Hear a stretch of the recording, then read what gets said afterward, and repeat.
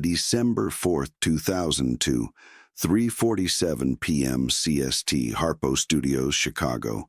Whitney Houston sits across from Oprah Winfrey, believing she's about to reclaim her narrative and restore her tarnished image. In exactly 22 minutes, she will accomplish the opposite, delivering the most devastating self-destruction in television history.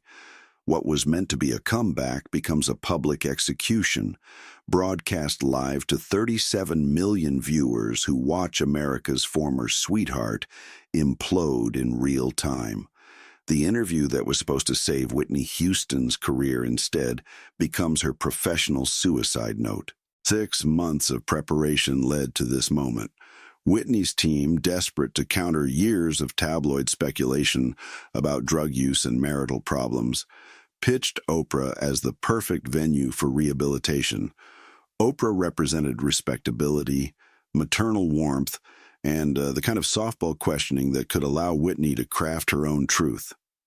What they failed to calculate was that Whitney Houston, after years of public scrutiny and private pain, had lost the ability to distinguish between truth and self-preservation. The morning of December 4th begins with false confidence. Whitney arrives at Harpo Studios in a black Versace suit, her makeup flawless, her hair perfectly styled. She's rehearsed answers with her publicist, practiced emotional beats with her media coach, and convinced herself that charm and denial can overcome documented reality. The woman who once effortlessly commanded global audiences now prepares to lie to the most trusted interviewer in America. But Oprah Winfrey didn't build an empire by accepting comfortable fictions. Her research team has compiled a devastating dossier: police reports, hospital records, witness testimonies, and photographic evidence that contradicts every carefully constructed excuse Whitney plans to offer. The collision between Whitney's rehearsed narrative and Oprah's documented facts will create television history's most uncomfortable 22 minutes. The interview begins gently, almost lovingly. Oprah's opening questions focus on Whitney's childhood, her mother Sissy's influence, and the gospel foundation that launched her career. For the first 5 minutes, viewers see glimpses of the old Whitney, articulate, charming, seemingly in control. Her answers flow smoothly, hitting emotional beats that remind audiences why they fell in love with her voice and spirit. Then Oprah begins tightening the noose. Let's talk about the tabloid stories, Oprah says at minute 6:14, her voice maintaining maternal warmth while her eyes reveal prosecutorial intent.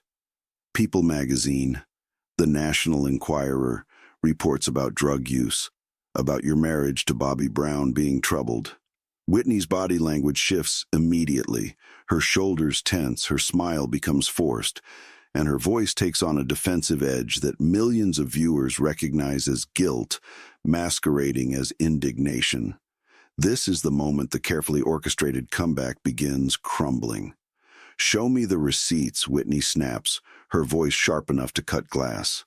The phrase will become infamous, but in context, it reveals a woman who believes attack represents the best defense. "I want to see the receipts. Show me the receipts where I bought drugs." The audience gasps audibly. This isn't the contrite, humble Whitney they expected. This is a woman at war with reality itself, demanding impossible proof while ignoring mountains of circumstantial evidence. Oprah's expression doesn't change, but seasoned television viewers recognize the predatory stillness of a hunter who's just spotted wounded prey. Minute 8 brings the question everyone's waiting for. "Whitney, have you ever used drugs?" What follows is perhaps the most transparently dishonest answer in interview history. Whitney's response, a rambling circular defense that technically avoids the question while confirming every viewer's suspicions, becomes a masterclass in self-incrimination through evasion. She admits to drinking, to partying, to making bad choices, but never directly addresses drug use until Oprah presses further. "What's your drug of choice?" Oprah asks with surgical precision. Whitney's answer becomes the sound bite that defines her legacy. First of all, let's get one thing straight. Crack is whack. I make too much money to ever smoke crack. Let's get that straight, okay? We don't do crack. We don't do that. Crack is whack. The studio audience's nervous laughter only amplifies the tragedy unfolding on screen. Whitney believes she's being clever, making a distinction between different types of drug use, as if semantic games can obscure obvious truth. She's essentially admitting to drug use while simultaneously claiming moral superiority, a logical contradiction that exposes the psychological warfare raging in her mind. But the real devastation comes in her voice. The instrument that once soared through 4 octaves now sounds ragged, strained, aged beyond her 39 years.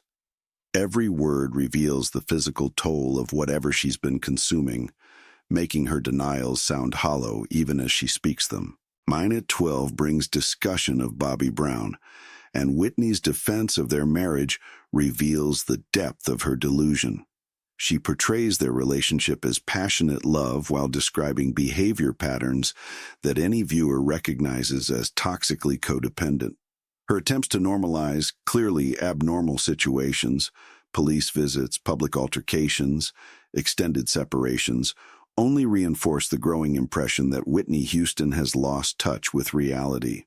He's not the bad guy, Whitney insists, her voice rising with emotion. Bobby is not the person that they make him out to be. He's been there for me through everything. The tragic irony isn't lost on viewers.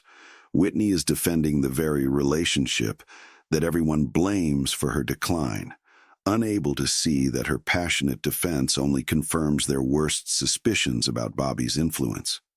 Fine at 15 marks the interview's psychological turning point. Oprah, recognizing that gentle probing isn't penetrating Whitney's defensive barriers, shifts to direct confrontation. She presents specific dates, specific incidents, specific witnesses, forcing Whitney to either admit truth or construct increasingly elaborate lies. Whitney chooses lies, and they become more transparent with each desperate fabrication. Her explanations for missed concerts, erratic behavior, and obvious physical deterioration grow increasingly fantastic, transforming from plausible deniability into obvious fiction. The woman who once commanded respect through talent now demands belief through manipulation. The most heartbreaking moment comes at minute 18, when Oprah asks about Whitney's daughter, Bobby Christina. Whitney's face transforms, briefly revealing the mother beneath the defensive celebrity.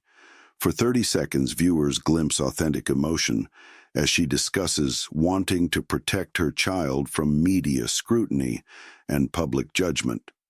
But even this maternal instinct becomes twisted by Whitney's inability to acknowledge reality.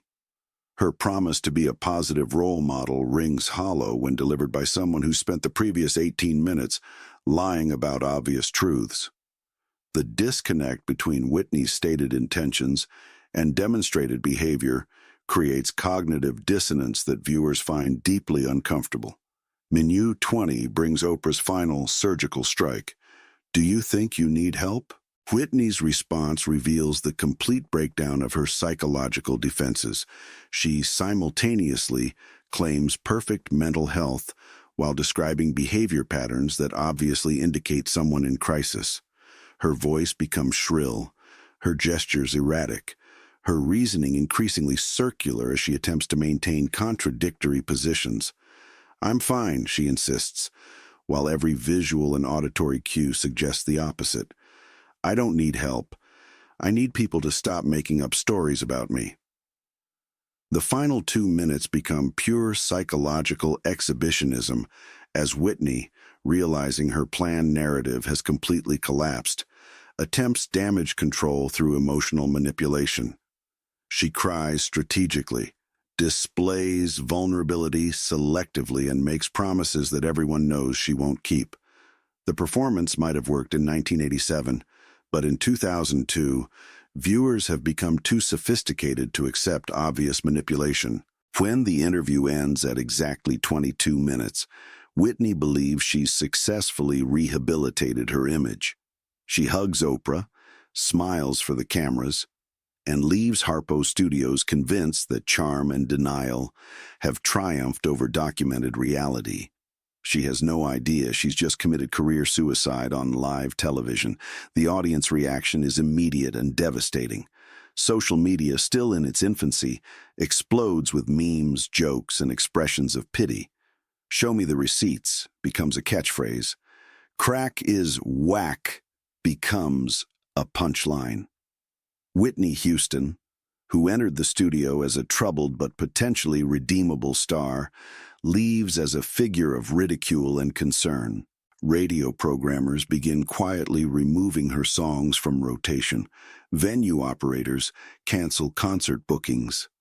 Record executives start drafting press releases about mutual decisions to end professional relationships.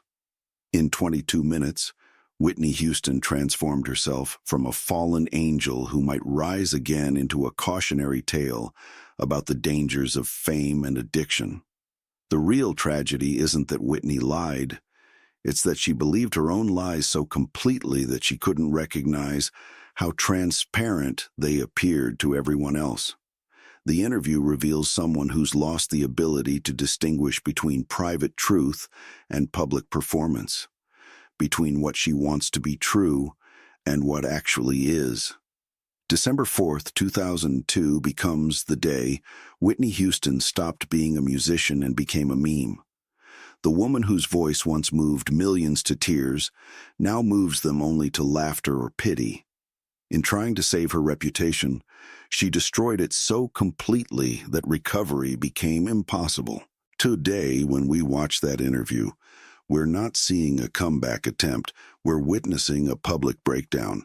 Whitney Houston didn't just fail to rehabilitate her image, she accidentally provided a real-time demonstration of addiction's psychological devastation. The 22 minutes that were supposed to save her career instead became her obituary, written years before her actual death. On December 4th, 2002, Whitney Houston died professionally.